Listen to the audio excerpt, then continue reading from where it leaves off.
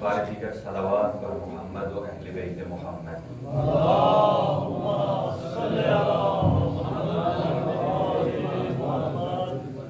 جو افراد باہر بیٹھے ہیں ان کے اندر آنے کے لیے بآواز بلند صلوات بر محمد و اہل بیت محمد۔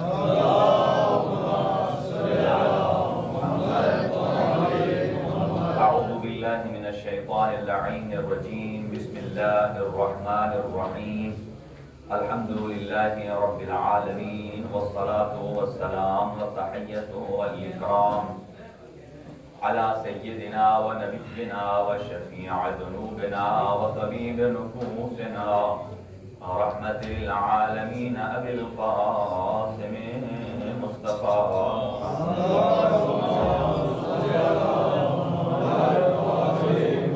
وعلى وصیه وغفیره ووارث علمه علم الاولین والآخرین یعقوب الدین امیر المؤمنین زوج فاطمة الزهراء والد الحسن والحسين سید الاوصیاء علی بن ابی طالب علیہ السلام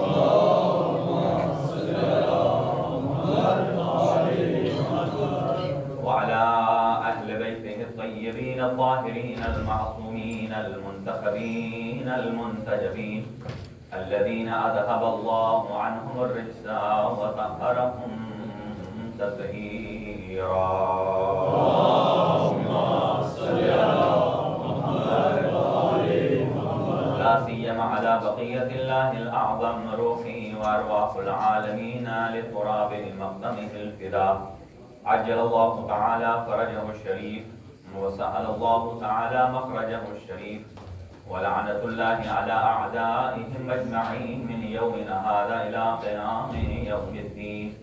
أما بعد فقد قال الله الحكيم في كتابه المتين بسم الله الرحمن الرحيم بسم الله الرحمن الرحيم وجعلناهم أئمة يهدون بأمرنا وأوحينا إليهم فعل الخيرات وإيتاء الزكاة صدق الله العلي العظيم.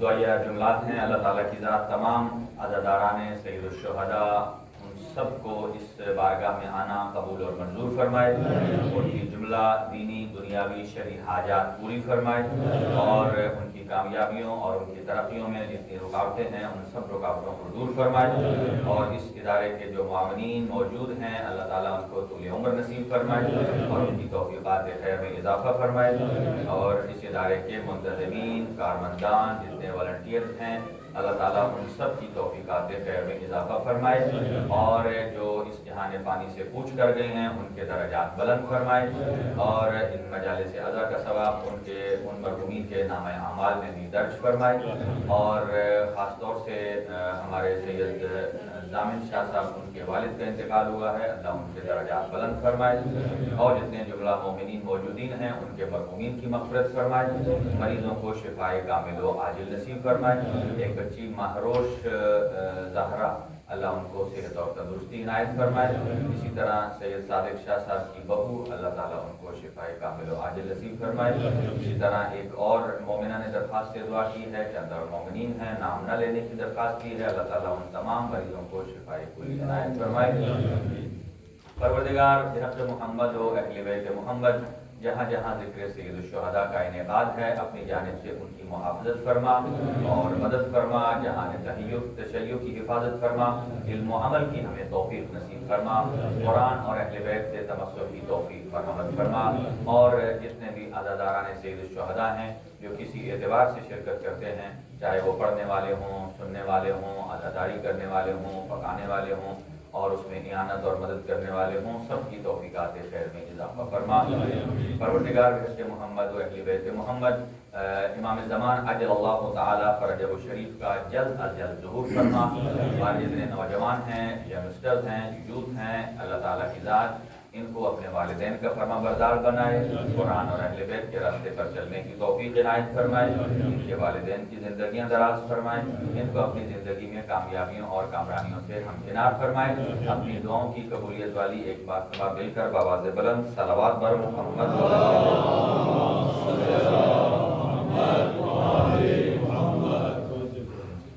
محترم ناظرین اور سامعین، رضا بھائی یہ دروازہ تھوڑا آگے کر دیں۔ ہاں جی، اس لیے کہ جب تک خالی ہے وہ ایسے محسوس ہو رہا ہے کہ جیسے کوئی آدمی نمازی نماز پڑھ رہا ہو نا، تو اس کے سامنے سے کوئی آدمی گزر جائے تو اس کی توجہ ہٹ جاتی ہے، تو جب فل ہو جائے تو پھر کھول لیں۔ آپ کی خدمت میں معرفت ثقلین کے عنوان سے کچھ معروضات گزار کر رہے ہیں، اور اللہ تعالیٰ کی ذات کا شکر ہے کہ اس نے امام حسین علیہ السلام کے صدقے میں ہر سال ہمیں اپنے عقائد پر، اپنے عمل پر، اپنے اخلاق پر اور اپنے ضمیر اور کردار کے سامنے اپنے نام اعمال کو خود پیش کرنے اور اسے دیکھنے کی توفیق عنایت فرمائی ہے۔ اور پروردگار عالم ہم سب کی توفیقات میں اضافہ فرمائے، اور خاص طور سے وہ مقامات کے جہاں ذکر سید الشہداء کا انعقاد ہو رہا ہے اور دور دراز جتنے بھی علاقے ہیں، اللہ تعالیٰ کی ذات ان تمام مومنین اور مومنات کی توفیقات میں اضافہ فرمائے۔ ایک صلوات پڑھ لیجئے مل کر بآواز بلند۔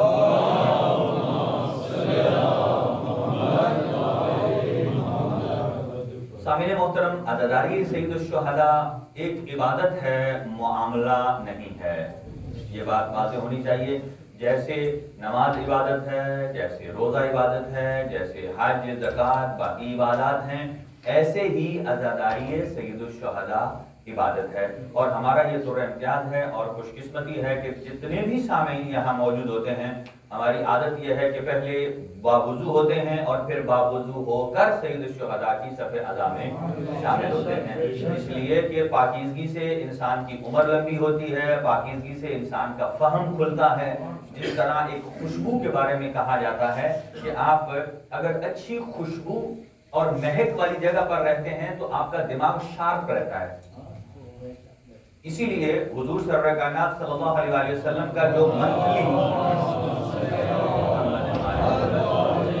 آپ کے جو منتھلی خوشبو، پرفیوم یا جسے عطر یا جو بھی کہہ لیں، اس کا جو ایکسپینس ہوتا تھا وہ منتھلی اخراجات کے 2/3 تھا۔ یعنی مثال دے رہا ہوں، اگر 300 یورو منتھلی ایکسپینس تھا ان کا گھر کا، تو 200 صرف خوشبو پر تھا۔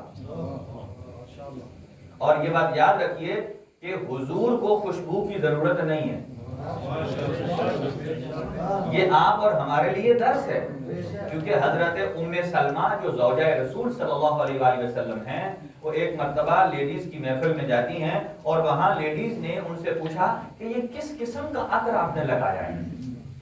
اس لیے کہ بازار سے جو عطر ملتا ہے وہ جو جس کو آپ کہتے ہیں نا نان الکولک جو ہے، وہ جسے کہتے ہیں عطر کی شکل میں اسے کہتے ہیں، کیونکہ اس میں الکول شامل کیا جاتا ہے اس لیے کہ تاکہ وہ تھوڑا سافٹ ہو جائے اور اس سپرے سے نکل سکے۔ البتہ اتنی مقدار میں جو وہ شامل ہوتا ہے اسے آپ لگا سکتے ہیں نماز پر، اور اس میں کپڑے پر کوئی حرج نہیں ہے۔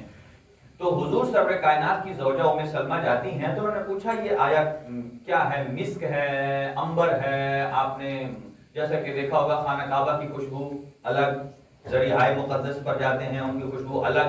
تو حضور سرور کائنات کی زوجہ سے پوچھا یہ کیسی خوشبو ہے، کہاں سے لی ہے، کتنی ایکسپینسو ہے، آپ ہمیں بتائیں، وہ مقام کے وہاں سے ہم جو کشید کرتے ہیں پھولوں سے ہم ان سے لے لیں گے، آپ رکی رہے۔ کہا نہیں، یہ نایاب ہے، یہ آپ کو ملے گی نہیں۔ جب انہوں نے اصرار کیا، انہوں نے فرمایا یہ کوئی دنیا کی کوئی ایسی خوشبو نہیں ہے جو کسی پھول سے نکالی گئی ہو، بلکہ یہ حضور سرور کائنات صلی اللہ علیہ وآلہ وسلم کے وجود اقدس کا پسینہ مبارک ہے۔ حضور کے پسینہ مبارک کی کتنی خوشبو ہے کہ جس گلی سے ایک مرتبہ گزر جاتے ہیں کسی کو پوچھنے کی ضرورت نہیں ہوتی کہ یہاں سے کون گزرا ہے۔ اور ایسے ہی پسینے سے پھر اللہ تعالیٰ کی ذات نے انبیاء کو خلق کیا ہے۔ اللہ تعالیٰ کی ذات بدبودار پسینے سے تو ملائکہ کو خلق نہیں کرتا یا انبیاء کرام علیہ السلام کو۔ حضور سرور کائنات جو سر سے لے کر پیر تک بابرکت ہیں، پاکیزہ ہیں، طیب ہیں، طاہر ہیں، اور ایسے بے مثل و مثال ہیں، نہ ان جیسا کوئی ہے اور نہ قیامت تک ہوگا۔ لہذا انسان اگر خوشبودار ماحول میں رہے تو عقل تیز ہوتی ہے، اور اگر بدبودار ماحول میں رہیں گے تو عقل سست ہو جاتی ہے، بالکل جسے کہتے ہیں نا موٹے دماغ والا آدمی ہو جاتا ہے۔ اسی لیے کہا گیا ہے، اور یہ تھی جسمانی خوشبو۔ اسی طرح ہے انسان اگر روحانی خوشبو بھی ہوتی ہے اور روحانی بدبو بھی ہوتی ہے۔ اگر آپ روحانی محفل میں جاتے ہیں جہاں اللہ کا ذکر ہے، قرآن مجید کا ذکر ہے، ائمہ ہدا کا ذکر ہے، اہل بیت اطہار کا ذکر ہے، انبیاء کرام کا ہے، ملائکہ کا ہے، تو یہ خوشبو پاکیزہ خوشبو ہے۔ اور ایسی محفل میں آپ جاتے ہیں کہ جہاں لہو ہے، جہاں لعب ہے، جہاں موسیقی ہے، جہاں غنا ہے، جہاں جسے کہا جائے کہ غیر شرعی محافل ہے، تو وہاں آپ جائیں گے تو وہاں کی جو فضا ہے وہ بدبودار فضا ہے، لہذا اس کے اثرات الگ ہیں، پاکیزہ کے الگ ہیں۔ لہذا یہاں سے جب آپ ہو کر جاتے ہیں تو انسان خود اپنے اندر ایک تبدیلی محسوس کرتا ہے، فیل کرتا ہے۔ لہذا عزاداری سید الشہداء خود ایک عبادت ہے، کمپلیٹ عبادت ہے۔ لوگ کہتے ہیں نا کہ امام حسین علیہ السلام نے کربلا میں صرف نماز بچائی، یہ غلط ہے، کیونکہ علامہ معین الدین اجمیری نے کیا کہا؟ دین است حسین، شاہ است حسین، بادشاہ است حسین، دین است حسین، دین پناہ است حسین، اور سرداد نداد دست در دست یزید، حقات بنا الہ حیدری، یعنی کہ فرمایا کہ کربلا کی بنیاد بھی لا الہ الا اللہ ہے، یعنی حسین ابن علی مکمل دین ہے، صرف مکمل دین نہیں، دین کی پناہ ہے۔ پناہ کسے کہتے ہیں؟ کہ جس کے سائے میں آپ ٹھہر کر پناہ لیتے ہیں۔ تو سید الشہداء کے سائے میں دین نے پناہ لی ہے۔ دین پناہ کسے کہتے ہیں؟ کہ جن کے پاس پناہ لی ہو۔ جیسا کہ چھوٹا بچہ کہیں سے ڈرتا ہے تو فوراً اپنے والد کے پاس آتا ہے، والد اپنے بغل میں لے کر اسے پناہ دیتا ہے، وہ اپنے آپ کو سیکیور فیل کرتا ہے۔ تو اسلام اور دین کب اپنے آپ کو سیکیور محسوس کرتا ہے؟ کہ جب وہ آغوش رسالت میں ہے یا آغوش امامت اور آغوش وصایت میں ہے۔ اور عزاداری سید الشہداء مکمل ایک عبادت ہے، اور عبادت باقاعدہ باوضو، اور جیسے نماز کی شرائط ہے اسی طرح۔ اور کوشش یہ کرنی چاہیے کہ یہ ایام عزاداری سید الشہداء جیسے جیسے آگے جا رہے ہیں، ابھی آج سے شہزادوں کی شہادت ہے، تابوت بھی ہیں، کوشش کریں کہ مجلس عزا سے پہلے یا مجلس عزا کے بعد ایسا ماحول باقی رہے کہ جس میں سوگ کی فضا باقی رہے۔ چونکہ یہاں آ کر مجلس عزا کے بعد صرف اتنے لمحے کے لیے گریہ کرنا اور اپنی توجہ کو اہل بیت کے ساتھ لے جانا، اور اس کے بعد پھر اپنی دنیاوی زندگی میں وہی اپنی باتیں، وہی اپنے کہکے، وہی اپنے چٹکلے، اگر ایسی باتیں آتی ہیں تو میرے خیال میں اس عزاداری سید الشہداء کو دل میں سمانے کے لیے یہ اس کا بہترین انتظام نہیں ہوگا۔ بہترین یہ ہے چاہے کھانے پر بیٹھیں، کھانے کے باہر باہر ہوں، امام موسیٰ کاظم علیہ السلام کی شخصیت صلی اللہ علیہ وسلم پورے ماہ مقدس سے محرم الحرام میں، اس کو حرام کیوں کہتے ہیں؟ یعنی 4 وہ حرمت کے مہینے ہیں کہ جن میں آپ جنگ و جدال، قتال ہر قسم کا ممنوع ہے۔ امام موسیٰ کاظم علیہ السلام کے چہرے پر کسی نے مسکراہٹ نہیں دیکھی تھی۔ اس کا مطلب یہ ہے کہ دنیاوی باتوں سے اگر ہم اجتناب کریں تو یہ بہت اچھا ہے۔ اور ایک دوست کل سوال بھی پوچھا ایک نوجوان نے کہ ٹیٹو کے بارے میں، کہ ٹیٹو کیسا ہے؟ تو ٹیٹو کے بارے میں جو بیسیکلی ہے کہ ٹیٹو یعنی کہ جو بدن پر آپ کوئی چیز کندہ کرواتے ہیں یا جلد کی سکن کے اندر لکھواتے ہیں، اگر وہ شریعت اسلام کے کسی قانون کے ساتھ متصادم نہیں ہے، ٹکرا نہیں رہی ہے، تو پھر اس میں کوئی حرج نہیں ہے۔ مثلا کہ آپ قرآن کی کوئی آیت اپنی باڈی پر نہیں لکھوا سکتے، اسی طرح پنج تن پاک کا نام، انبیاء کا نام، شہدائے کربلا کا نام وہ نہیں لکھوا سکتے. کیوں نہیں لکھوا سکتے؟ اس لیے کہ ان ناموں کے بارے فقہی حکم ہے اہل بیت اطہار علیہ السلام کا کہ ان ناموں کو بغیر وضو کے ٹچ نہیں کیا جا سکتا. اور اسی طرح جس آدمی نے کوئی کڑی بھی پہنی ہو اور کڑی کے اگر باہر کچھ لکھا ہوا ہے تو بغیر وضو کے ہے تو صحیح ہے، اندر کے حصے پر جو ٹچ ہو رہا ہے وہ اس پہ نہیں لکھا ہوا. لیکن احتیاط یہ ہے کہ جو باہر بھی لکھا ہو تو پھر بھی باوضو ہو کر پہنے، چونکہ جب آپ اپنا ہاتھ لگاتے ہیں تو اس پر پنج تن پاک کے نام لکھے ہیں، اللہ کا نام لکھا ہے، تو اس کا تقدس اور احترام ضروری ہے. اسی طرح اگر کسی نے اپنی باڈی پر یا علی لکھوا لیا ہے تو یا علی وضو کے ساتھ بالکل صحیح ہے، لیکن جب آپ سوئیں گے تو وضو تو ٹوٹ جائے گا. ہم ایسے تو ہیں نہیں کہ 40 دن ہمارا وضو رہے. ہاں جی، تو جب سوئیں گے تو وضو ٹوٹ جائے گا. تو آٹومیٹکلی جیسے آپ کی آنکھ بند ہوگی، آپ کے اور ہمارے نامہ اعمال میں یہ گناہ لکھنے والا فرشتہ ایکٹیو ہو جائے گا، وہ گناہ لکھنا شروع کر دے گا. کیوں کہ ہم نے ان ہستیوں کے نام کو مس کرنا شروع، اس لیے کہ مس تو کیا، وہ تو ہمارے بدن کے اوپر آ گئے. لہذا پنجتن پاک کے نام، اس کے علاوہ کوئی اور آپ تلوار بنانی ہے اس پر کچھ لکھا ہوا نہ ہو تو آپ بنوا سکتے ہیں. اسی طرح لیکن شرط یہ ہے کہ میڈیکلی اعتبار سے آپ کا ڈاکٹر آپ کو اجازت دیتا ہو کہ اس سے آپ کی باڈی کو کوئی الرجی نہ ہو، کوئی نقصان نہ ہو، وہ ایک الگ ہے. اس لیے کہ فقہ اسلامی کا ایک قانون ہے کہ ہر وہ چیز کہ جو آپ کی باڈی کے لیے نقصان دہ ہے، چاہے وہ اوپر ہے چاہے وہ اندر ہے، اس کو استعمال کرنا درست نہیں ہے. باڈی کی حفاظت ضروری ہے. دیکھیں رمضان میں مریض پر روزہ کیوں معاف ہے؟ اس کا بدن اجازت نہیں دیتا، اور اگر اجازت نہیں دیتا ہو اور وہ زبردستی روزہ رکھے تو یہ اطاعت نہیں ہوگی، یہ مخالفت فرمان الہی ہوگی. یہ چیزیں چونکہ فقہ اسلامی کے ایسے اصولوں کو سمجھنا ہمیں ضروری ہے. تو اگر کوئی میڈیکلی اعتبار سے کوئی ایشو نہیں ہے تو یہ مباح عمل ہے. مباح کا مطلب کیا ہے؟ آپ کریں نہ کریں اس کا کوئی نفع کوئی نقصان نہیں ہے. ہاں البتہ جب آپ ائمہ کے نام لکھیں گے تو یہ صحیح نہیں ہے. یعنی لا فتح الا علی لوگ لکھ لیتے ہیں وہ تلوار بنا اس کے اوپر، تو وہ نہ لکھیں آپ. یا لا سیف الا ذوالفقار، اسی طرح کئی الفاظ جو پاکیزہ ہیں، چونکہ اگرچہ یہ آیت نہیں ہے لا سیف الا ذوالفقار، لیکن یہ قرآن مجید سورہ مبارکہ حدید میں یہ آیا ہے کہ سورہ مبارکہ حدید میں یہ میدان احد میں اگر آیت آئی ہے، یہ جو کلام آیا ہے لا سیف الا ذوالفقار، تو یہ کسی بندے کا کلام نہیں ہے، یہ وحی الہی ہے. کلام الہی لا سیف الا ذوالفقار، کوئی تلوار نہیں ہے سوائے ذوالفقار کے. چلے ایک بات آ گئی ذوالفقار پر عرض کر دوں. چھٹے امام علیہ السلام سے کسی نے پوچھا مولا وہ سامنے ذوالفقار لگی ہوئی ہے، اور ہماری شیعیان حیدر کرار تو ذوالفقار کو گھر میں لگاتے ہیں اس لیے کہ یہ شجاعت کی علامت ہے، یہ دلیری کی علامت ہے کہ جب مولا علی علیہ السلام، کیونکہ میں جنگیں بہت کم پڑھتا ہوں، بہرحال کچھ پڑھوں بھی صحیح تو اس کا نتیجہ کر دیتا ہوں، اس لیے کہ چاہتا ہوں کہ اپنے دوستوں کو کچھ زیادہ سے زیادہ میسج پہنچ سکے. تو چھٹے امام سے کسی نے پوچھا کہ باقی تلواروں کی ایک چونچ ہوتی ہے، ذوالفقار کی دو کیوں ہیں؟ دیکھیں یہ ذوالفقار کسی بندے نے بنائی نہیں ہے، یہ آسمان سے اتری. اور کسی نے اعتراض کیا دیکھو بھائی آسمان سے بھی کبھی لو آتا ہے، آسمان سے تو ہمیشہ بارش آتی ہے، یا وہ جسے کیا کہتے ہیں ریش کے گولے آتے ہیں، تو آسمان سے بھی کبھی تلواریں آئی ہیں. جس نے اعتراض کرنا ہے وہ تو کرے گا ہی کرے گا.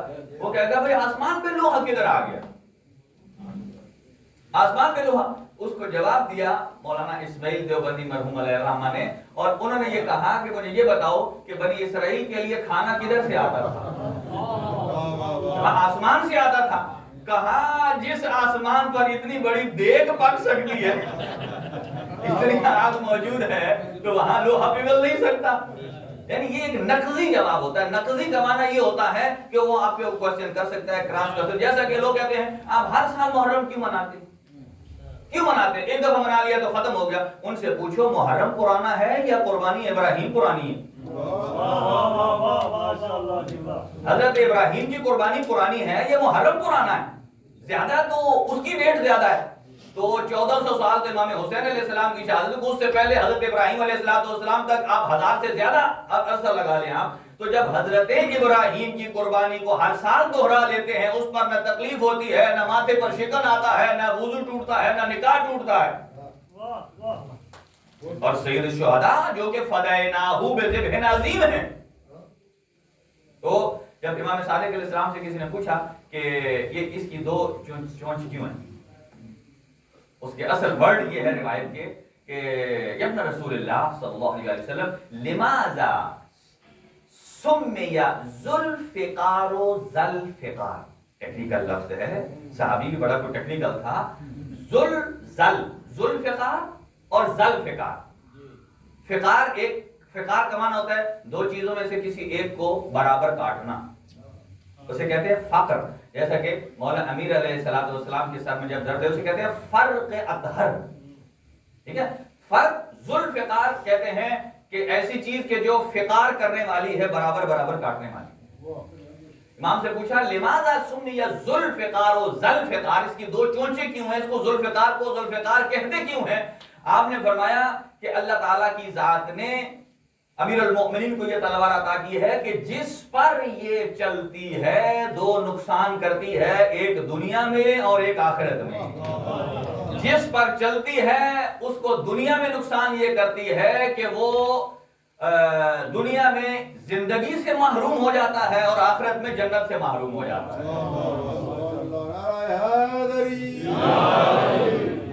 اور یہ دہشت. اور عرض کرتا ہوں آپ کی خدمت میں ابھی کہ جب امیر المؤمنین جب جس جنگ میں جاتے تھے اور جب کسی نے جب جنگ کے بعد شمار کرتے ہیں نا فلاں نے کتنے مارے، فلاں نے کتنے، فلاں، تو کیسے گنتے تھے کہ یہ علی کا مقتول ہے. آسان تھا. انہوں نے کہا اس کا وزن کرو. اگر بیلنس ہے تو علی کی تلوار ایسی ہے کہ جو بالکل 1 گرام بھی، تو گویا ذوالفقار عدالت سے بھرپور ہے، عدالت سے بھرپور ہے. اور اسی لیے ہم امام مانتے ہی اسی کو ہیں کہ جو ہمارے خیالات کو بھی جانتا ہے. بڑی یہی بات ہے. امام معصوم ہمارے خیالات، ہمارے وسوسے، ہمارے جو برین، ہمارے دماغ کے اندر جو ہماری سوچ آ رہی ہے، جو ہماری تھنکنگ ہے، اس کو بھی جانتے ہیں معصوم. آپ کہیں گے کیسے؟ ایک جنگ میں جب مالک اشتر نے صرف سوچا تھا کہ آج مولا علی کے اتنے مقتول ہیں، میرے اتنے ہیں، یہ سوچا تھا اگر میرا ایک اور ہو جاتا تو کام برابر. جیسے لوگ کرکٹر کہتے ہیں وہ فلاں نے سینچری ماری، فلاں نے جناب سینچری، فلاں نے ڈبل مار دی، یہ ہو گیا وہ ہو گیا، اس کی بھی اتنی سینچریاں، وہ کمپٹیشن کرتے ہیں نا اتنے عرصے میں اس کی اتنی سینچریاں، اس کا یہ ہو گیا وہ ہو گیا. اس نے کہا ایک میرا اور ہو جاتا تو بیلنس ہو جاتا. جیسے یہ سوچا ادھر امیر المومنین نے بلوایا تعال ہنا یا مالک اشتر. اور یہ کوئی کم بندہ نہیں ہے. کہا مالک اشتر ادھر آئیے. کہا کیا سوچا؟ ایسوں کو پیر بنائیے، ایسوں کو امام بنائیے، ایسوں کو نہ بنائیے کہ قرآن مجید فرماتا ہے کہ وہ قیامت والے دن اپنے نفع نقصان کے ضامن نہیں ہے، تو آپ کا کیا سوچیں گے؟ نعرہ حیدری. اب سنیے کہا کہ اے مالک اشتر کیا سوچا؟ اللہ اکبر. اب پوچھا نہیں، مالک شرمندہ ہو گئے کہ میں نے ایک اگر اور کر دیا ہوتا تو برابر ہو گیا ہوتا. امیر المومنین فرماتے ہیں سنیے گا کہ ایک نہیں جتنے ہو گئے ہیں، اگر اتنے بھی اور ہو جاتے پھر بھی تیرے زیادہ نہیں ہیں. جتنے تو نے کر لیے اتنے اور بھی اگر تو کر لیتا تو زیادہ نہیں تھے. کہا کیوں؟ یہاں کوالٹی دیکھی جاتی ہے، کوانٹیٹی نہیں دیکھی جاتی. فرمایا تو مارتا ہے دونوں ہاتھوں سے اور میرے ہاتھ میں ہے ذوالفقار. ذوالفقار جب اٹھتی ہے تو اتنا اختیار ہے علی کا اس ذوالفقار پر کہ علی کی ذوالفقار پہلے اس کے شجرہ نسب کو دیکھتی ہے. اگر اس کے شجرہ نسب میں کسی صاحب ایمان میں آنا ہو تو اس کی تلوار چھوڑ دیتی ہے، اور اگر کوئی صاحب ایمان نہ ہو اسے ایسا 2 ٹکڑا کر دیتی ہے کہ دونوں برابر اتر آتے ہیں. یہ ہے عدالت. عدالت تو حضرت جیسے امیر المؤمنین کے بارے میں ایک شخص تھا تو وہ خلیفہ دوم کے زمانے میں اس نے پوچھا. خلیفہ دوم سے جب وہ امیر المؤمنین سے فیصلے کراتے تھے تو ایک جوان کھڑا ہو گیا، تھوڑی سی وہ ان کی داد رس ان کو تھوڑی جیسے کہتے ہیں نا چاپلوسی کرنے کے لیے کہا کہ آپ بڑے اچھے حاکم ہیں، بڑی صفات بیان کی، یہ کیا آپ نے، وہ کیا وہ کیا، لیکن حاکم بڑے اچھے ہیں لیکن عدالت کے فیصلے سارے علی سے کیوں کرواتے ہیں؟ کہ آپ کی حکمت جو کچھ وہ کہنا چاہتا تھا اس نے کہا، لیکن فیصلے سارے علی سے کیوں کراتے ہیں؟ انہوں نے اسے ڈانٹ دیا، انہوں نے کہا کمال ہو گئی، تو نے رسول خدا کی حدیث نہیں سنی؟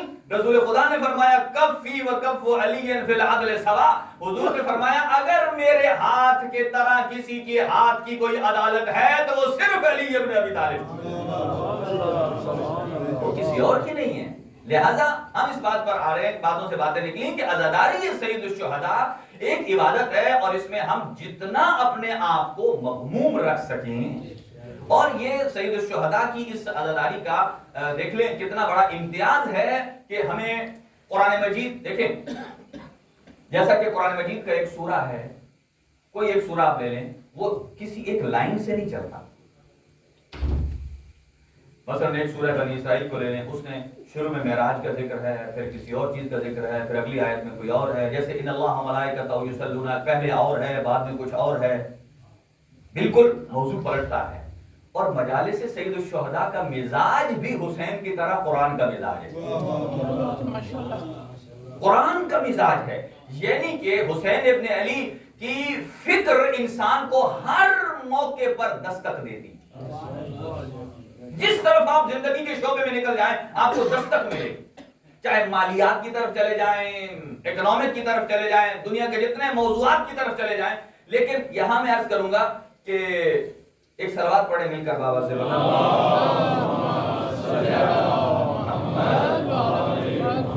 میں چاہتا ہوں کہ آج اپنی گفتگو کو اس سمت میں لے جاؤں کہ سید الشہداء کے لیے فرمایا گیا کہ آپ ہماری، کہا کہ آپ بیعت کریں، اسی پر تھا سب کا۔ اور میں اس کو قرآن مجید سے عرض کرنا چاہتا ہوں آپ کی خدمت میں کہ بیعت کیا ہوتی ہے، اپنے نوجوانوں کو پتہ چلے جو کہ ہم اپنے موضوع سے اتر نہ جائیں۔ بیعت ہوتی کیا ہے اور کرنی کس کی چاہیے، اور سید الشہداء کی بیعت کتنوں نے کی، کتنوں نے نہیں کی۔ اچھا، اور جس نے نہیں کی اس کے ساتھ کیا ہونا چاہیے؟ حالانکہ امیر المؤمنین کی بیعت حاکم شام نے نہیں کی،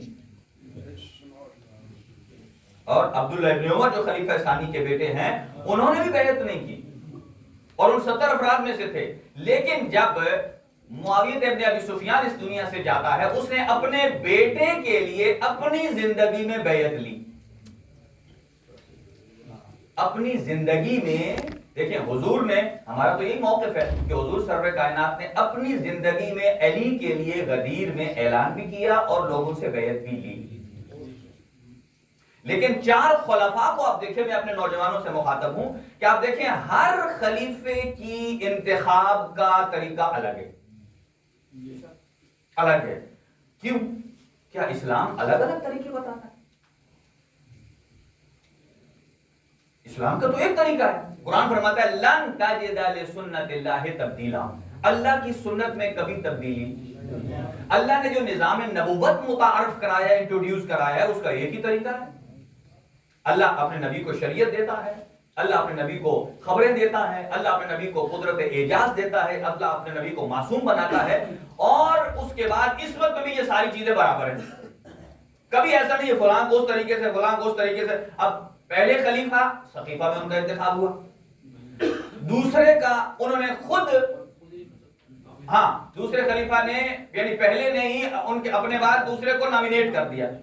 اگر یہاں نامینیشن والا جملہ صحیح ہے تو پھر پہلے والا غلط ہے، اور اگر وہ صحیح تھا تو پھر یہ غلط ہے۔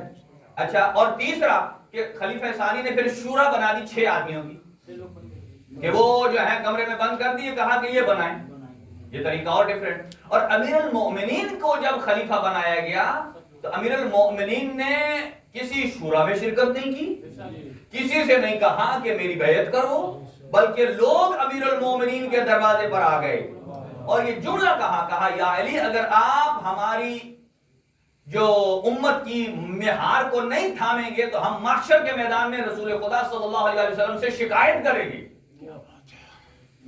تو امیر المومنین چونکہ جو خلافت کا حق تھا، امیر المومنین نے فرمایا پھر بیعت کیجیے۔ یہاں امیر المومنین نے بلایا ایک صحابی کو، سلمان فارسی کو، اور سلمان جب حکومت سنبھالی امیر المومنین نے، تو امیر المومنین نے فرمایا کہ جتنے افراد یہاں موجود ہیں جنہوں نے بیعت کی ہے، بیت المال میں سے 3 درہم ان کو دے دو اور میرے 3 الگ کر دو۔ بیت المال، اب پہلے والا بیت المال چھوڑ کے، جیسے آپ جو آپ گورنمنٹ دیکھتے ہیں پاکستان کی دیکھ لیں گے، پہلا جو جاتا ہے وہ کہتا ہے خزانہ بھرا ہوا ہے، دوسرا آتا ہے وہ کہتا ہے پہلے نے خالی کر دی۔ ٹھیک ہے، جب پہلا گیا تو امیر المومنین کو تو کسی نے چابی نہیں دی خزانے کی، اور ایک مرتبہ جب بیعت لے لی، کہا 3 سب کو دے دو اور ان میں سے میرے 3 الگ کر لو۔ سلمان فارسی نے سب کو 3 دے دیے اور امیر المومنین کا الگ کر دیا۔ بندے ٹوٹل تھے 1 لاکھ اور درہم تھے 3 لاکھ۔ یعنی امیر المومنین نے کیسے حساب کر کے دیا، علم لدنی اسے کہتے ہیں، علم لدنی۔ اور امیر المومنین کو جب خلافت ملی، یہ توجہ رہے میرے ساتھ پوائنٹ بائی پوائنٹ، کہ جب امیر المومنین کے ہاتھ پر بیعت کی گئی اور امیر المومنین آئے اس مسند پر جہاں رسول خدا بیٹھا کرتے تھے، یہاں لوگ کتابت میں کہتے رہتے ہیں اتنی سیڑھیاں تھیں، پہلی بار پاؤں رکھا، دوسری بار امیر المومنین سب سے اوپر گئے۔ میں کہتا ہوں امیر المومنین کا حق سب سے اوپر ہے، اس لیے کہ امیر المومنین سے اوپر کوئی ہے ہی نہیں بعد پیغمبر۔ اب کس چیز میں مقابلہ کریں گے؟ اس لیے کہ آغا جوادی عاملی فرماتے ہیں کہ امام صرف ساری امت کا امام نہیں ہوتا، جتنی امت میں صفات ہوتی ہیں اس صفت کا، ہر صفت کا امام اس صفت کا بھی امام ہے۔ اگر دنیا میں سخاوت ہے تو امام اس سخاوت کا سب سے زیادہ حقدار ہوتا ہے۔ اسی طرح کر، اور جب آپ ممبر پر آئے آپ نے پہلا جملہ ارشاد فرمایا بسم اللہ الرحمن الرحیم، الحمدللہ الذی رجع الحق علی موضعہ۔ الحمدللہ، اللہ پروردگار عالم کا شکر ہے جس نے حق کو دوبارہ حق پر لوٹا دیا، جس نے حق کو دوبارہ حق پر لوٹا دیا۔ اب ایک نہیں، کثیر صحابہ کرام کی روایات ہیں، جب امیر المومنین نے نماز پڑھائی اور سب نے نماز پڑھی، ایک صحابی نے کہا، ایک مرتبہ اس نے کہا الحمدللہ، کہ آج ہمیں وہ زمانہ یاد آ گیا جو رسول خدا کا زمانہ تھا، علی نے ویسے ہی نماز پڑھی ہے کہ جیسے رسول خدا نے نماز پڑھی ہے۔ تو آپ اندازہ لگائیے، کیا یہ صحابہ کرام کا قول دلیل نہیں ہے کہ جب علی ویسے نماز پڑھے جیسے اصحاب نے نماز پڑھی ہے، آپ اور ہم تو ویسے ہی پڑھتے ہیں جیسے علی نے پڑھی ہے۔ پھر جو نبی اور علی کے درمیانی فاصلہ ہے اس میں اگر کوئی کر لیتا ہے، اس کی دلیل دیکھیں۔ ان 4 ائمہ میں سے امام شافعی ہوں، امام مالکی ہوں، امام حنبلی ہوں اور امام اعظم ابو حنیفہ ہوں، ان 4 میں سے جو ہیں، اور امام صادق علیہ السلام، ان میں سے 2 کا تعلق مدینہ سے اور 3 کا تعلق مدینہ کے باہر ہے۔ امام مالک بھی مدینہ کے تھے اور جعفر صادق علیہ السلام بھی مدینہ کے تھے، اور جو مدینہ کے تھے دونوں ہاتھ کھول کے نماز پڑھتے ہیں، جو مدینہ کے باہر تھے تینوں باندھ کے پڑھتے ہیں۔ دیکھیں آپ کے شہر کی خبر آپ کے شہر میں مصدق ہوگی یا دوسرے شہر میں؟ آپ کے شہر میں۔ لہذا امیر المومنین یہ طریقہ کار ہے کہ خلافت کا۔ اب آ جائیے کہ امام حسین علیہ السلام پر کہ بیعت کہتے کسے ہیں۔ اچھا، حاکم شام نے اپنی لائف میں، اپنی زندگی میں یزید کی بیعت لی، حالانکہ امام حسن علیہ السلام سے جو صلح کی شرائط طے تھیں ان میں یہ تھا کہ اپنے بعد یزید کو نامینیٹ نہیں کرے گا۔ اس نے کیا، کرنے کے بعد بیعت لی۔ یہاں میں آپ سے ایک سوال کروں گا، ایک سوال پڑھتے ہوئے ذرا آگے آگے تشریف لے آئیں۔ ایک اور صلوات، حرکت والی صلوات، اللہم صلی علی محمد۔ اور جب ایک کوشچن ہے، مجھے یہ بتائیے،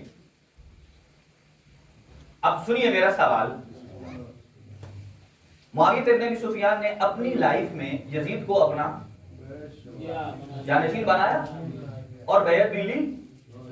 اب اگر آپ کو ناگوار نہ گزرے، نقل کفر نباشت میں کوشچن ریز کرنے لگا، آپ یہ کہتے ہیں نا کہ حضور سرور کائنات نے تو اپنے بعد کسی کو نبی، کسی کو اپنا جانشین نہیں بنایا، اسی لیے تو سقیفہ میں پروگرام بنایا گیا نا بنانے کے لیے۔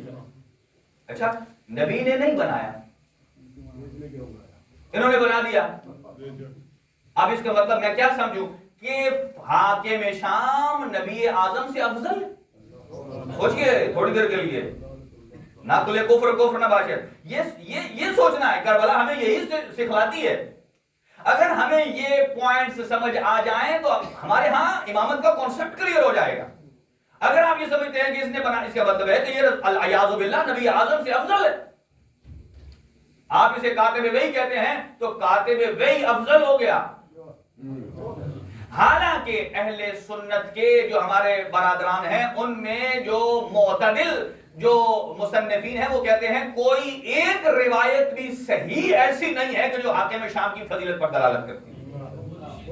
صحیح کوئی ایسی روایت نہیں ہے جو دلالت کرے. لیکن اس کے مقابلے میں کون ہیں؟ معصوم ہستیاں ہیں.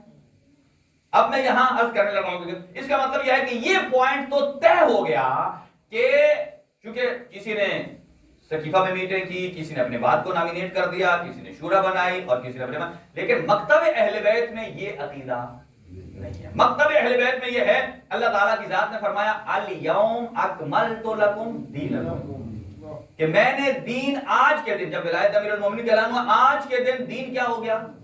کمپلیٹ.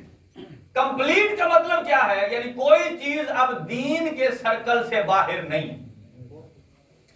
یعنی آپ شور کہ کوئی چیز بھی دین کے سرکل سے باہر نہیں ہے. ہاں جو اس سرکل سے باہر ہے پھر آپ اسے دین نہیں کہہ سکتے. یہ بات یاد رکھیے کہ جب ایک سرکل کھینچ دیا کہ کمپلیٹ ہو گیا تو اس کے اندر سب دین ہے اور اس کے باہر کچھ بھی نہیں، وہ بدعت ہے. اب مجھے بتائیے کہ اگر قرآن کہتا ہے دین کمپلیٹ ہے تو جو قرآن کی اس آیت پر یقین رکھتا ہے کہ دین مکمل ہے، اس کا مطلب یہ ہے کہ پھر وہ یہ یقین رکھتا ہے کہ نبی معظم نے اپنے بعد علی کو امام بنایا، اس لیے کہ کمپلیشن پر ہمارا یقین ہے. اور اگر کوئی الگ سے بنانے نکل جائے تو اس کا مطلب یہ ہے کہ وہ قرآن کے کمپلیٹ ہونے پر ایمان ہی نہیں رکھتا. یہی تو دلیل ہے کہ وہ بنانے چلا گیا. اب سنیے بیعت کیا ہے. عربی میں کہتے ہیں باء یبیع. باء یہ خرید و فروخت کے لیے استعمال ہوتا ہے، سیلنگ بائنگ میں. باء کا معنی ہوتا ہے بیچنا اور اشترا کا معنی ہوتا ہے خریدنا. بیعت کسے کہتے ہیں؟ کسی کے سامنے جھک جانا، اپنے جسم، اپنے خیال، اپنے دل، اپنے احساسات کو بیچ دینا. بیچ دینا. دیکھیں نا، آپ سے کوئی آدمی پوچھے کہ کوئی تھوڑی دیر کے لیے کہ یار میں نے وہاں جانا ہے، اپنی گاڑی کی چابی دے، آپ اسے پہلے کیا پوچھیں گے؟ لائسنس ہے؟ کیوں؟ آپ کو پتا ہے کہ میری چیز ارزش والی ہے، اس کو میں ایسے نہیں دیتا ہوں، اہل کو دینی چاہیے. اور یہاں بیچنے کی بات نہیں، وہ تو آپ آریتن دے رہے، یہاں بیچا جا رہا ہے، اپنے نفس کو بیچا. اس کا معنی ہوتا ہے بیچنا. اور یہ بیعت کس کی ہوتی ہے؟ دو لفظوں میں سن لیجئے، کوشش کروں گا کہ آج پہنچ سکا.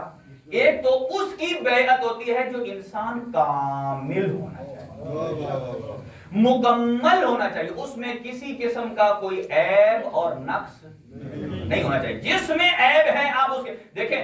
مکتب تشیع کا عقیدہ ہے کہ نبی بھی معصوم ہوتا ہے، امام بھی معصوم ہوتا ہے، جبکہ مکتب تشیع کے علاوہ باقی جتنے بھی مذاہب ہیں ان میں یہ ہے کہ ضروری نہیں ہے کہ خلیفہ معصوم ہو، امام معصوم ہو. کیوں؟ فرق، ڈیفرنٹ. یہ ڈیفرنس دیکھیے. مکتب تشیع کہتا ہے امام کو معصوم ہونا چاہیے، اس لیے چونکہ امام کی کرنی ہے بیعت. بیعت جس کی جاتی ہے اس کو فالو کیا جاتا ہے، اس کے پیچھے چلا جاتا ہے. اگر جس کی آپ بیعت کر رہے ہیں، جس کو فالو کر رہے ہیں، اگر وہ معصوم نہیں ہے تو اس کا مطلب یہ ہے کہ وہ کبھی اچھا کام کرے گا کبھی برا. توجہ ہے میری طرف، کبھی اچھا کرے گا کبھی برا. اس کا مطلب کیا ہے کہ وہ اللہ نے آپ کو واجب قرار دیا، اس کی پیروی کرو. اچھے کام میں فالو کرنا تو اچھا ہے، اس کا مطلب یہ ہے کہ پھر اللہ فرما رہا ہے کہ برے میں بھی اس کی فالو کرو. تو یہ غلطی لازم آتی ہے. اس کا مطلب کیا ہے کہ اگر اللہ تعالیٰ کی ذات انبیاء کو یا ائمہ کو معصوم نہیں بنائے گی، اس کا مطلب یہ ہے کہ اگر وہ غلط کام کریں تو ان کی غلطی میں بھی ہمیں ان کو فالو کرنا ہے. اسی لیے اللہ تعالیٰ کی ذات نے معصوم بنایا ہے تاکہ جب آپ ان کے سامنے اپنے نفس کو بیچتے ہیں تو آپ کو اپنی جنت کی گارنٹی ملنی چاہیے. آپ کو یقین ہونا چاہیے کہ جس کے پیچھے میں چل رہا ہوں وہ جوانان جنت کا سردار ہے.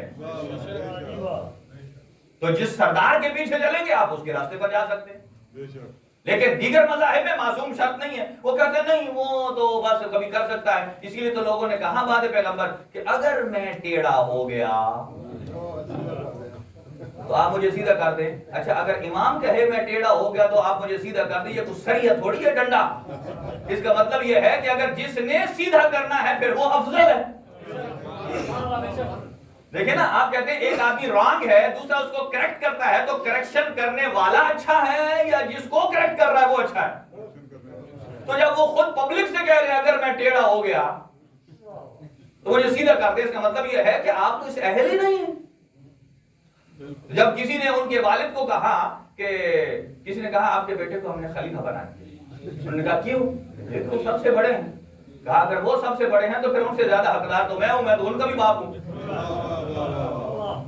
اگر بڑا پن کو دیکھنا ہے تو ایسے اسلام میں بڑا پن نہیں ہے، اسلام میں کوالٹی ہے. اگر علی بچپنے میں پاک پیغمبر پر ایمان لاتا ہے تو وہ بچپنا نقص نہیں ہے، وہ کمال علی ہے.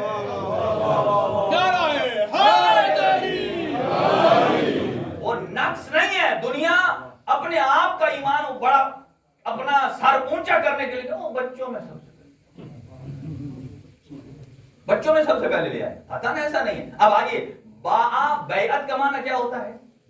بیچنا. تو ہم کیا کرتے ہیں؟ جس کے ہاتھ پر بیعت کرتے ہیں اپنا نفس اسے بیچ دیتے ہیں. اب جس کو بیچ دیا، اب صرف یہ نہیں ہے کہ بدن ہمارا، اس بدن پر ہماری مرضی نہیں چلے گی. اور ہمارے جب بیچ دیا تو ہم نے اپنا سوچ بھی بیچ دی، اپنا خون بھی بیچ دیا. مجھے بتائیے اسلام میں اگر آپ یہاں سے اپنی ایک کوئی کاٹتے ہیں رگ اور بلڈ نکلتا ہے تو یہ جائز ہے حرام ہے؟ کیوں؟ خود کاٹیے، نقصان دیا باڈی کو. مجھے یہ بتائیے کہ سوسائڈ کیوں حرام ہے؟ سوچ کیوں حرام ہے؟ آپ کہہ سکتے ہیں، میں کہہ سکتا ہوں یہ کاغذ میرا ہے، میرا دل کر رہا ہے. جس چیز کا جو مالک ہوتا ہے اس کا تصرف ہوتا ہے کہ وہ جو مرضی کرے. تو آپ اور ہم اگرچہ نام ہمارا، آئی ڈی کارڈ ہمارا، پاسپورٹ ہمارا، رہائش ہماری، لیکن ہم اپنے وجود کے مالک نہیں ہیں. اگر ہم سوسائڈ کریں گے حرام اس لیے ہے کہ اللہ تعالیٰ کی ذات فرمائے گی کہ تو نے میرے بدن کو جو میں نے تجھے بطور امانت دیا تھا کیوں نقصان پہنچایا. لیکن اگر امام معصوم کہے تو نہ صرف یہ کہ حرام نہیں ہے، واجب بھی ہے، جائز بھی ہے، جنتی بھی ہے. اس کا مطلب یہ ہے کہ امام معصوم ہمارے وجود کے مالک ہیں.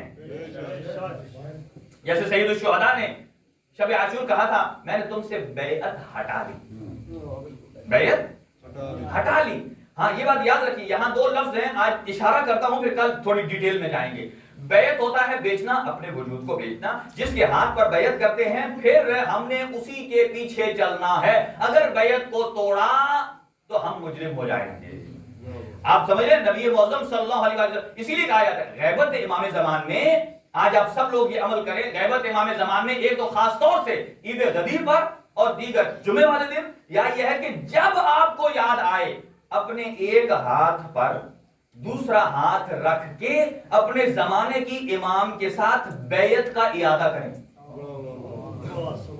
زمانے کے ہمارے ایگزسٹ جو کرتے ہیں امام مہدی آخر الزمان رضی اللہ تعالیٰ عنہ، ہاتھ پر بیعت کریں، اے آقا ہم نے آپ کی بیعت کی ہے، ہمارا جینا مرنا آپ کے ساتھ ہے اور آپ کے نام اور آپ کے اذن پر سر تسلیم خام ہے. جیسا کہ ایک شخص آیا امام صالح علیہ السلام کی خدمت میں، کہتا ہے مولا کوفہ میں اتنے بندے ہیں آپ کے ساتھ، آپ قیام کیوں نہیں کرتے؟ کہا کتنے ہیں؟ بہت بڑی تعداد. کہا مجھے یہ بتا تو بھی ان میں سے؟ کہا جی ہاں. ادھر تندور روشن تھا، کہا اس تندور میں چھلانگ لگا دیا، آگ جل رہی تھی. اس نے کہا یبن رسول اللہ آگ ہے. یہ بیعت ہے. اس کی بیعت کا مطلب کیا ہوتا ہے کہ جب امام نے کہہ دیا، جب اللہ ابراہیم کے لیے آتش نمرود کو خنک کر سکتا ہے، یہ تو فخر ابراہیم ہے. جب کہا مولا جل جاؤں گا، بہر اس نے ایسا ہی کام کیا جیسے آج ہم کہتے ہیں نا لبیک یا صاحب العصر والزمان، میرے آقا آ جائیں گے، میں ساری دنیا کے کام چھوڑ کر امام کی مدد کروں گا. لیکن یہ بات یاد کریے جب امام آئیں گے تو لوگ کہیں گے آقا ابھی تو میرا فلاں کام بھی ہے، میں ادھر مصروف ہوں. کیا یہ بیعت ہے؟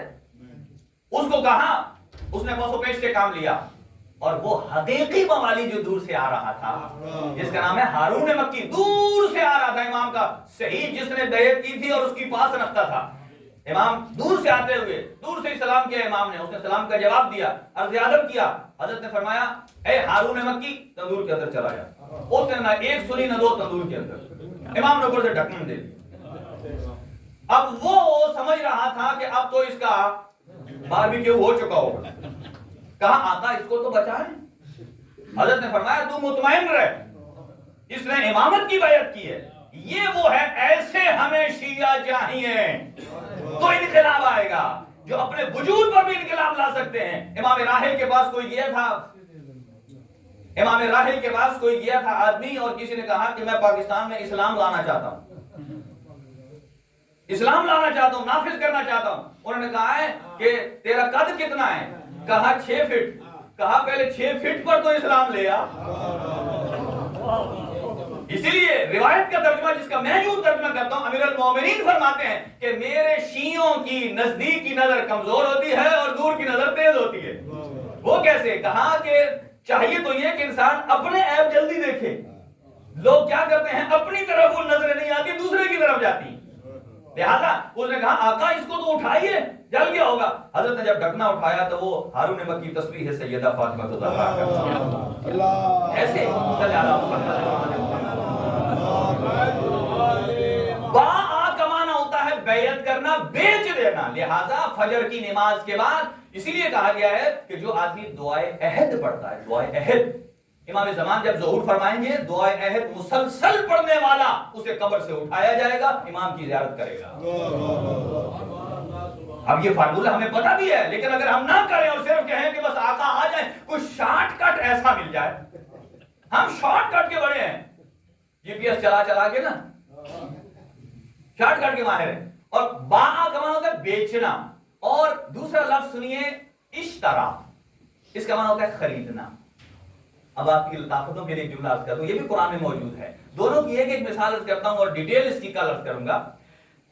باآ کی بیعت کی مثال کیا ہے؟ قرآن مجید ارشاد فرماتا ہے ان الذین یبایعونک انما یبایعون اللہ ید اللہ فوق ایدیہم۔ یہ جو آدمی جاتے ہیں نا حج یا عمرے کے لیے، وہ پہلے مدینہ جاتے ہیں، مدینہ سے جب آپ مکہ آتے ہیں نا تو جس جگہ آپ احرام باندھتے ہیں میقات، اسے کہتے ہیں مسجد شجرہ۔ کیا کہتے ہیں؟ مسجد شجرہ۔ یہ اس مسجد شجرہ میں آیت آئی ہے، اور اسی میں حضور نے سارے تتر بتر ہونے والے اصحاب کو جمع کر کے بیعت لی تاکہ بھاگ نہ جائیں، اور پھر فرمایا یہ جو تم میرے ہاتھ پہ بیعت کر رہے ہو یہ میری بیعت نہیں، یہ اللہ کی بیعت ہے۔ یہ بات یاد رکھیے، جو اس مجلس سے سید الشہداء میں آیا ہے جان لے بیعت کا مطلب کیا ہوتا ہے۔ جس کو نفس بیچ رہے ہیں، اللہ نے تو آنا نہیں ہے، اللہ تو ظاہری وجود میں نہیں آتا، اللہ نے اسی لیے اپنے نمائندے بھیجے ہیں۔ تو پاک پیغمبر کے ہاتھ پر جس نے بیعت کی ہے اس نے پاک پیغمبر کی نہیں، اللہ کی بیعت کی۔ مولا علی کے ہاتھ پر جس نے بیعت کی ہے وہ مولا علی کی نہیں، اللہ کی بیعت کی۔ امام حسن کے ہاتھ پر جس نے بیعت کی ہے وہ امام حسن کی نہیں، اللہ کی بیعت ہے۔ امام حسین کے ہاتھ پر جس نے بیعت کی ہے وہ امام حسین کی نہیں، در حقیقت اللہ کی بیعت ہے۔ اب سمجھیے جس نے یزید کی بیعت کی ہے وہ کدھر ہے، اور جس نے حسین ابن علی کی بیعت کی ہے وہ کس طرف ہے۔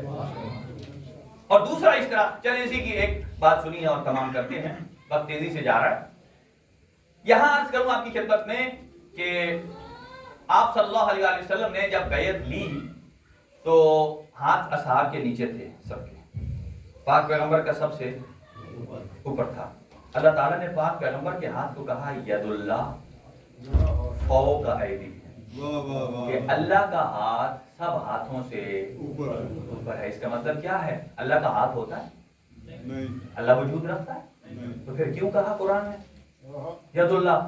اس کا مطلب یہ ہے کہ نبی معظم کے ہاتھ کو اللہ اپنا ہاتھ قرار دے رہا ہے، یعنی جو کام نبی کے ہاتھ سے ہوگا سمجھو وہ اللہ کر رہا ہے، کروا رہا ہے۔ یہ جملہ یاد رکھیے، جو کام نبی معظم کے ہاتھ سے ہوگا وہ ید اللہ ہے۔ اور نبی معظم نہیں، اللہ کروا رہا ہے. اس پر بہت ساری آیات شاہد ہیں. اب یہاں آئیے ایک اور مقام پر قرآن مجید ارشاد فرماتا ہے جلدی، الذین، وہ افراد کہ جنہوں نے مسجد زرار کو بنایا، الذین اتخذوا مسجدا زرارا کفرا وتفریقا بین المؤمنین، کہ کچھ ایسے افراد تھے حضور جب مکہ سے آ رہے تھے اور ہجرت کر کے، اور راستے میں ایک مسجد آئی جس کو کہتے ہیں ذو القبلتین، جس میں دو طرف نماز کر کے حضور نے نماز پڑھی منہ کر کے. پہلا قبلہ کون سا تھا؟ بیت المقدس، اور بعد میں کعبہ. اس میں ڈیٹیل ہے لیکن ایک جملے میں سن لیجئے کہ مثلا ادھر ہے بیت المقدس اور ادھر ہے خانہ کعبہ. حضور ادھر منہ کر کے نماز پڑھ رہے تھے، اصحاب پیچھے پڑھ رہے. سنیے، اسی لیے میں کل ایک سے میں نے جملہ کہا تو وہ کہتے ہیں صاحب مجھے بار بار سناؤ. یہ ایسے ہی اچانک میری زبان سے نکلا ہے. میں نے کہا آپ نے آل اور اصحاب کا سٹیٹس دیکھنا ہے نا تو آج آسانی سے پتہ چل سکتا ہے. وہ کیسے؟ آپ ہر آدمی اس نے پلین میں سفر کیا ہوگا، جہاز میں، تو پلین میں دو کیٹیگری ہوتی ہیں. ایک ہوتی ہے بزنس کلاس اور ایک ہوتی ہے اکانومی کلاس. تو بزنس کلاس میں سیٹیں مخصوص ہوتی ہیں اور اکانومی کلاس میں زیادہ ہوتی ہیں. تو آل محمد 14 کا تعلق بزنس کلاس سے، باقی اصحاب ہوں، تابعین ہوں، تبع تابعین ہوں، یہ اکانومی کلاس ہے. یعنی اکانومی کلاس والا بزنس کلاس کے پاس سے گزر سکتا ہے لیکن اس سیٹ پر بیٹھ نہیں سکتا. یہ بات یاد رکھیے. بزنس کلاس یعنی فرسٹ کلاس. اگر فرسٹ کلاس ہے کسی کی پاک پیغمبر صلی اللہ علیہ وآلہ وسلم سمیت تو 14 معصومین علیہ السلام کی، باقی سب کے سب اکانومی کلاس ہیں، وہ اس میں جا ہی نہیں سکتے. لہذا یہاں کیا کہ جب حضور صلی وہ مسجد ان الذین اتخذوا مسجدا زرارا، وہ افراد کے جنہوں نے مسجد زرار بنائی، تو اس مسجد میں یہاں عرض کر رہا تھا ادھر بیت المقدس اور ادھر خانہ کعبہ. حضور ادھر منہ کر کے نماز پڑھ رہے تھے. دوران نماز جبرائیل آئے کہ خانہ کعبہ کی سمت تبدیل کرو. نبی معظم نے اپنا منہ ادھر موڑا اور ابتدا میں کھڑے تھے علی، جدھر نبی نے موڑا اور اصحاب کا ادھر ہی رہا. آپ سوچیں علی نے ادھر کیوں موڑا، اصحاب نے کیوں نہیں موڑا؟ اصحاب کے ذہن میں آیا پتہ نہیں حضور کو کیا ہو گیا، نماز ادھر، انہیں تو پتہ نہیں ہے کہ حضور کو وحی آئی ہے. لیکن علی نے ادھر رخ موڑا. نہج البلاغہ میں دیکھیے امیر المومنین فرماتے ہیں پاک پیغمبر نے میرے بارے فرمایا یا علی انت تسمع ما اسمع انت تنظر ما انظر، اے علی تو وہی سنتا ہے جو میں سنتا ہوں، جو تو میں دیکھتا ہوں وہ تو دیکھتا ہے. شرط یہ ہے کہ لا نبی بعدی، میرے بعد کوئی نبی نہیں ہے.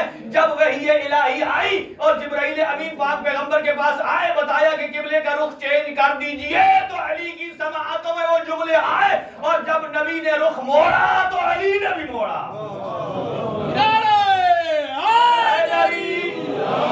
اب سنیے توجہ، اسی مسجد میں جو حضور نے بنائی تھی اپنے ہاتھوں سے بڑی محنت کے ساتھ، اصحاب کام کر رہے تھے، گارا، مٹی، اینٹ جو تھا، پتھر، حضور نے بھی مدد کی تھی. اصحاب نے کہا آپ نہ کریں، آپ نے فرمایا نہیں میں ہیلپ کروں گا تمہاری ساتھ کی. آپ نے وہ مسجد جو تعمیر ہوئی اسے کہتے ہیں مسجد قبا یا قبا. اس کے مقابل میں منافقین نے ایک مسجد بنائی اور اسے کہتے ہیں مسجد زرار. زرار کسے کہتے ہیں؟ نقصان دینے والی، جس میں آپ جائیں گے آپ کا فائدہ نقصان ہوگا. اور صرف اسلام نے زرار نہیں کہا، اگلا لفظ سنیے قرآن کا، فرمایا کفر کرتے تفریقا بین المومنین، کہ وہ مسجد اس میں منصوبہ بنتا ہے مسلمانوں کو پھاڑنے کا. ایک کفر اور ارصادا من حارب اللہ ورسولہ، اور وہ ان کا ٹھکانہ ہے جو اللہ اور اس کے رسول سے جنگ کرتے ہیں. اور قرآن یہ کہتا ہے اگلی آیت میں وَلَا يَحْلِفُنَّ إِنْ أَرَدْنَا إِلَّا الْحُسْنَى، جب آپ ان سے پوچھیں کہ یہ کیوں بنائی، وہ کہتا نہیں ہمارا تو کوئی مقصد نہیں تھا سوائے اچھائی کے. اور قرآن کہتا ہے وَاللَّهُ يَشْهَدُ إِنَّهُمْ لَكَاذِبُونَ، اللہ کہتا ہے وہ جھوٹے ہیں، اللہ گواہی دیتا ہے وہ جھوٹے. اب میرا کوسچن یہ ہے کہ انہوں نے مسجد بنائی تھی نا، کوئی کیسینو تو نہیں بنایا تھا. کیا بنائی تھی بولیے؟ مسجد. تو مسجد میں کیا کرتے ہیں؟ عبادت کرتے ہیں، نماز پڑھتے ہیں. تو نماز کیسے پڑھتے ہیں؟ اللہ اکبر. اس کا مطلب کیا ہے؟ تکبیر. اللہ سب سے بڑا ہے. یہ اللہ اکبر کر رہے ہیں اور اللہ کہہ رہا ہے یہ کفر کر. یہ سمجھیے, اسی کو یہ مجالس اسی لیے ہیں کہ ہر اچھی چیز کو اسلام نہ سمجھ بیٹھیے. کلمۃ الحق یراد بہا الباطل, بعض اوقات بات اچھی ہوتی ہے لیکن وہ حق نہیں ہے, باطل ہے. اللہ اکبر کر رہے ہیں, اللہ کہتا ہے کفر. وہ آگے نماز پڑھ رہے ہیں, بسم اللہ الرحمن الرحیم الحمدللہ رب العالمین, اللہ کہہ رہا ہے کفر کر. وہ کہہ رہے ہیں ایاک نعبد و ایاک نستعین, اللہ کہہ رہا ہے کفر کر رہے ہیں. کیا بات. اور وہ کہتے ہیں قل هو اللہ احد, اللہ ایک ہے, اللہ کہتا ہے کفر کر رہے ہیں. وہ رکوع میں جا کر کیا کہتا ہے سبحان ربی العظیم و بحمدہ, اللہ بڑا عظیم ہے, اللہ کہتا ہے کفر کر رہے ہیں.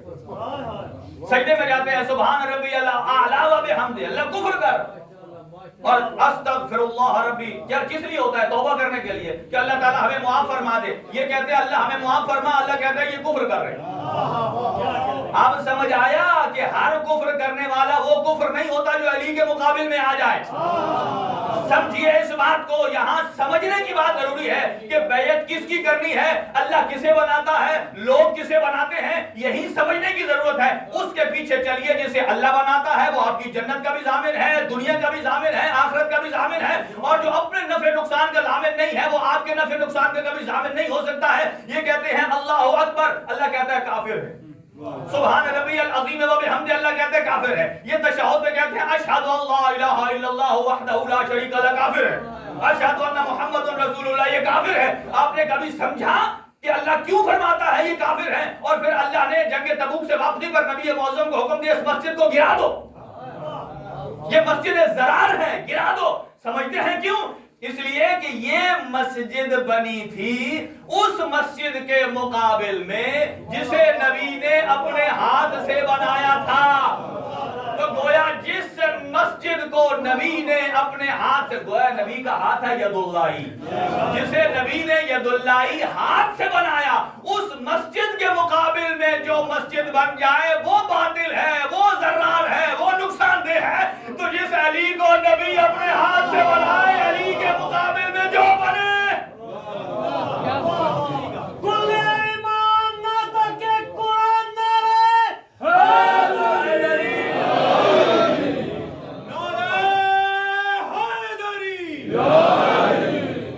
یہ فکر ہے نوجوانوں کے لیے. سوچئے, فالو کرنے کا نام نہیں ہے. کئی آدمی آپ کو کہیں گے کہ اس معاملے, مجھے یہ بتائیے آپ کس کنٹری میں رہ رہے ہیں, کس دنیا پہ رہ رہے ہیں؟ دنیا چاند پہ پہنچ گئی ہے اور آپ ابھی تک نہیں, دماغ کو لاک اپ کر دو, سوچنا نہیں ہے.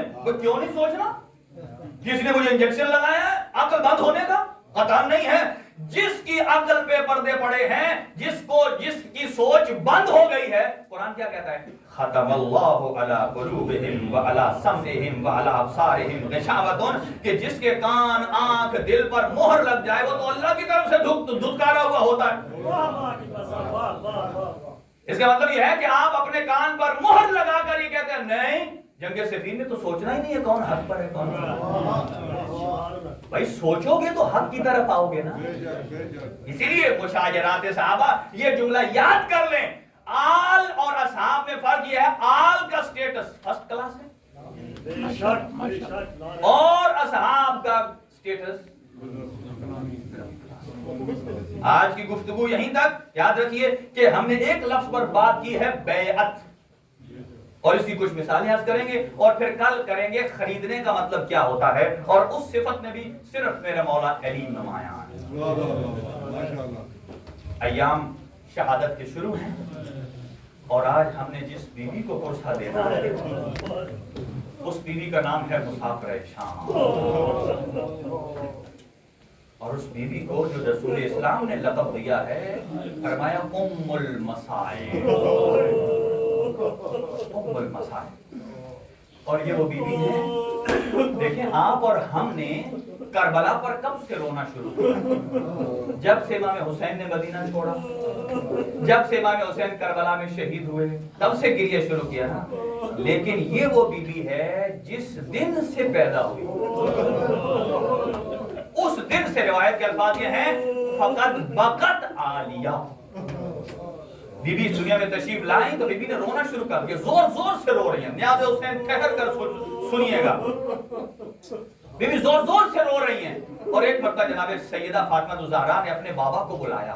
کہا بابا میری بیٹی مسلسل روئی. آپ کہیں گے کہ بچے تو روتے ہیں. ہاں فرق ہے زینب کبریٰ میں اور عام بچوں میں.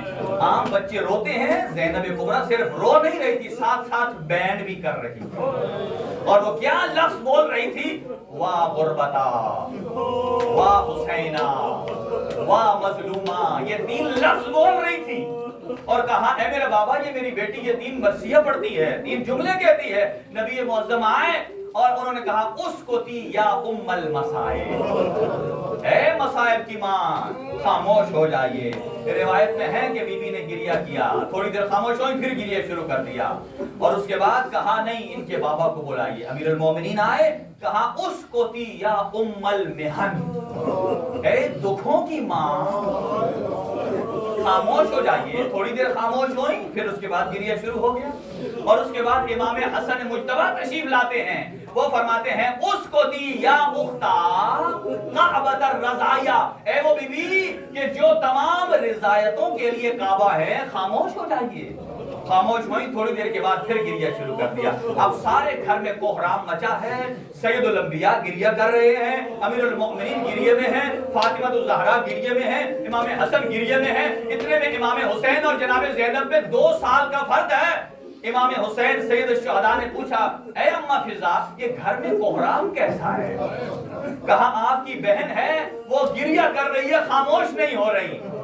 اور یہ بزبان حال کہہ رہا ہوں. مظلوم کربلا نے فرمایا ہوگا یہاں سارے کے سارے سردار ہیں، کوئی سید الانبیاء ہے، کوئی سید الاولیاء ہے. ہاں اگر کوئی غریب کربلا ہے.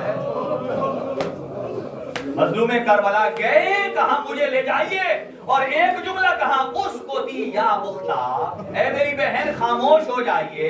ایک مرتبہ 2 دفعہ نہیں خاموش ہوئی، تیسری مرتبہ جملہ کہا سنیے گا اختا اسکتی ھذا حسین المظلوم بکربلا وانت شریکۃ الحسین، اے میری بہن خاموش ہو جا. امام نے فرمایا تو کربلا کے سفر میں میری شراکت دار ہے. اجرکم علی اللہ.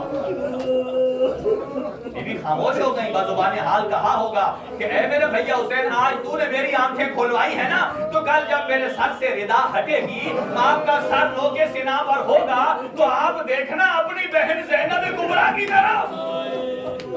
اجرکم علی اللہ. یہ وہ بی بی ہیں جو پنجتن کی مصیبت میں شامل ہیں. انہوں نے ماں کے شکم پر گرتا ہوا دروازہ دیکھا، اپنا بھائی محسن شہید ہوتا ہوا دیکھا، اپنے بابا امیر المومنین کی گلے میں رسی پڑتی ہوئی دیکھی. اور ایک اور جملہ سنو گے، اپنی ماں زہرا کے رخسار پر لگتا ہوا تماچا دیکھا. یہ کربلا کوئی 61 ہجری سے شروع نہیں ہوئی، یہ کربلا 11 ہجری سے شروع ہو چکی تھی. کہ جب علامہ محمد حسین کمپانی فرماتے ہیں کہ جب جناب زہرا کو امیر المومنین کو لے جا رہے تھے نا دربار میں، اور اکیلی زہرا نے علی کے کمر بند میں ہاتھ رکھ لیا اور وہ سب چھڑا رہے تھے. روایت کے الفاظ یہ ہیں 10 آدمی علی کو چھڑوانے والے تھے اور اکیلی زہرا ولایت کا دفاع کرنے والی تھی. اور جناب زہرا کے قدموں کے خط کھینچے جا رہے تھے زمین پر. اور جب زہرا نے علی کا کمر بند نہیں چھوڑا نا، ایک ظالم نے کنفوں سے کہا، اس نے اپنے تازیانے کو لہرایا اور جب اس کا چھوٹنا تھا کہ زہرا کا ہاتھ ٹوٹ گیا. علامہ محمد حسین کمپانی فرماتے ہیں کاش یہ ظلم کر کے چلے گئے ہوتے، اگلا ظلم نہ کیا ہوتا. کہا وجاوز الحد بلطم الخد وشلت ید الطغیان والتعدی. ایک ظالم نے اپنے ہاتھ کو بلند کیا اور جب اسے چھوڑا نیاز حسین مجھے معاف کیجئے گا الفاظ بہت سخت ہیں، ادادار کا دل بڑا نرم ہوتا ہے. آپ ایسے گریہ کریں آج مسافر شام کی والدہ راضی ہو جائیں. جب اس نے ہاتھ کو رہا کیا اور ایک مرتبہ دختر پیغمبر کے منہ پر نیلا نشان پڑ گیا اور ایک ظالم نے شام والے کو خط لکھ دیا، آج ہم نے علی سے بدلہ لے لیا ہے، علی نے ہمارے مردوں کو مارا تھا، ہم نے علی کی زوجہ کو अजरकुम अल्लाह। आज उस बीबी को पुरसा दे, इसलिए कि आज दोनों बीबियां आई हैं। आज मदीने वाली बीबी भी आई है और आज शाम वाली बीबी भी आई है। आज पुरसा दीजिए उम्मुल मसाइब बीबी को कि जिस बीबी ने अपने बच्चों पर खुद भी गिरिया नहीं किया है, जिस बीबी ने हमें अज़ादारी सिखाई है, जिस बीबी ने हमें रोना सिखाया है। इसके दो बच्चे हैं, एक का नाम औन है, एक का नाम मोहम्मद है। औन और मोहम्मद। और जब औन और मोहम्मद शहीद हुए ना, तो दुश्मनों ने अपनी फौज में खुशी मनाई। मीर अनीस के जुमले हैं कि बाजे वालों की सदा तेरे कनात आती है, ये कैसे लाशें हैं कि बच्चों की बारात आती है। ये कहकर बच्चों के लाशे से हट गई, कहीं मामता टकरा न जाए मकसदे शब्बीर के साथ। और ये शहजादे इब्तिदा में नहीं आए थे। आप जब मक्का में पहुंचे ना और मक्का से रवाना होने लगे, जो मक्का के अंदर मौजूद होते हैं ना, वहाँ एक मस्जिद है, मस्जिद तनईम, जिन्होंने मक्के के अंदर से एहराम बांधा, उस मस्जिद में जाकर एहराम बांधते हैं। जब मौला का काफिला वहां तक पहुंचा ना, कहा अब्बास जरा काफिले को रोक। कहा क्यों आका, अभी तो काफिला बड़ा है। कहा एक खैमा लगा दो, मेरा मेहमान आ रहा है। कौन? अब्दुल्ला इब्न जाफर तैयार आए और एक मतलब आका के अर्ज अदब किया, हाथ का बोसा लिया और कहा ऐ फर्जंदे पैगंबर, आपकी इजाजत है मैं ज़ैनब कुबरा से मुलाकात कर लूं। जब जुमला कहा ना, मजलूम करबला की आंखों से आंसू आ गए। कहा अब्दुल्ला आपने मुझे बड़ी इज्जत दी है, आप हाकिम हैं, आप मुस्तकीमन जा सकते थे। और जैसे ही ज़ैनब आलिया ने महमल का मकाम नकाब हटा और जब अब्दुल्ला को देखा और फौरन कहा ऐ अब्दुल्ला, अगर आप मुझे यहाँ से लेने आए हैं ना, मैं आपकी बात को रद्द तो नहीं कर सकती, आप मेरे हाकिम हैं, लेकिन ये बात याद रखिए कि यहाँ से ज़ैनब नहीं जाएगी, ज़ैनब का जनाजा जाएगा। अजरकुम अल्लाह। अल्लाह सिवाय गमे शबीर के कोई गम न दे।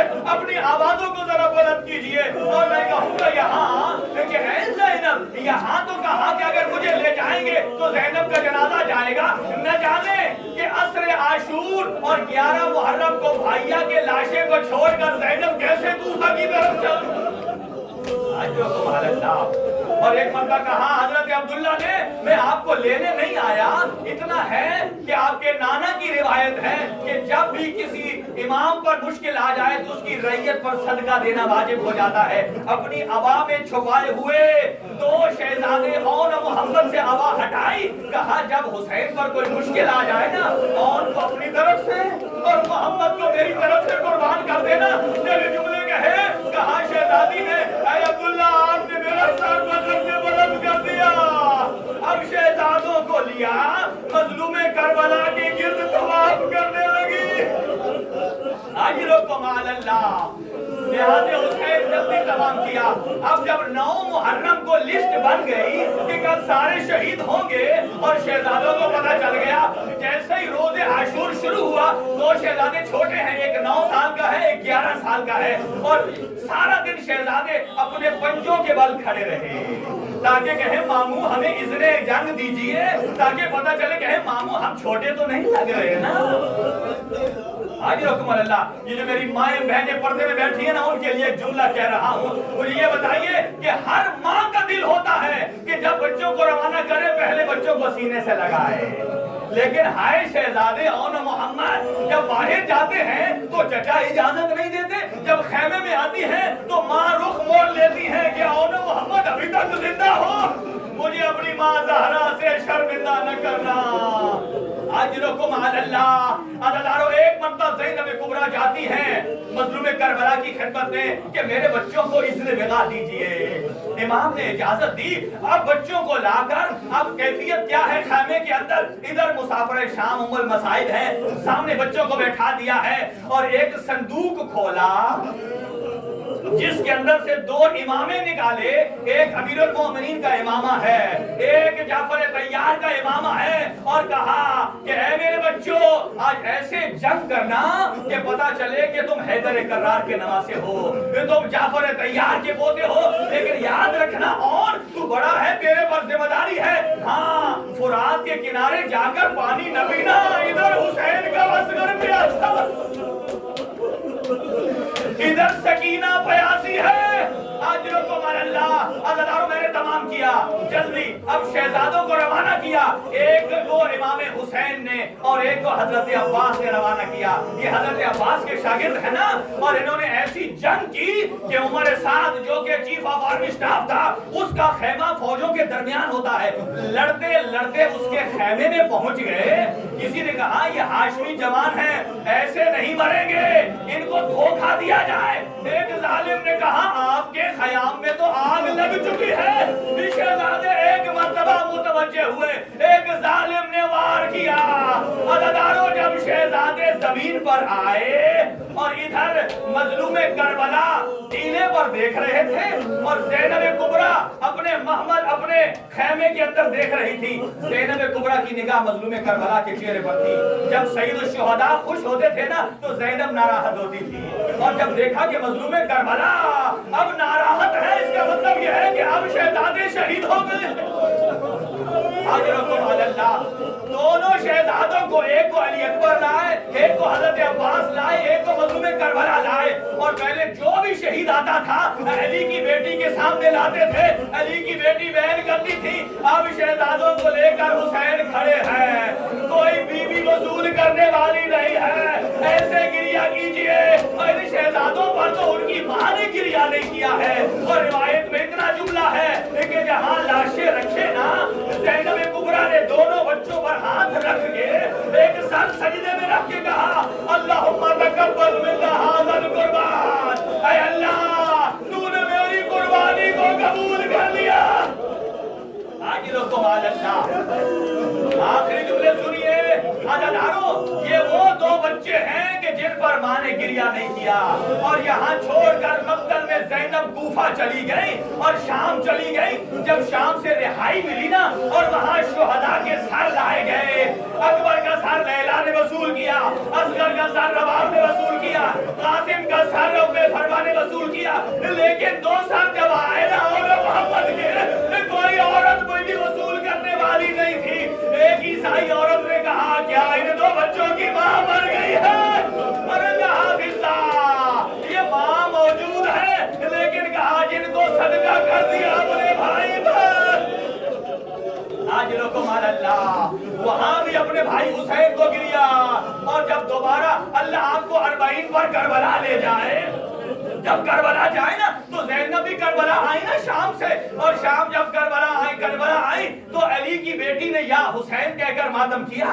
اکبر کو پرسہ دیا, عباس کا پرسہ دیا, لیکن اونا محمد کو نہیں روئی. لیکن جب مدینہ میں آئی, نانا کے روزے پر گئی, تب بھی یا حسین کہا, اونا محمد کو نہیں روئی. لیکن ماں کی مامتا ہے نا, ماں کا بھی جگر ہوتا ہے. اور جب اپنے گھر پہنچی, حضرت عبداللہ موجود تھے. ایک مرتبہ جب سفید بالوں کو دیکھا, حضرت عبداللہ نے کہا اے سائلہ بی بی, آپ کہاں آ گئی ہے؟ کہا عبداللہ آپ مجھے نہیں پہچان سکے, میں آپ کی زوجہ زینب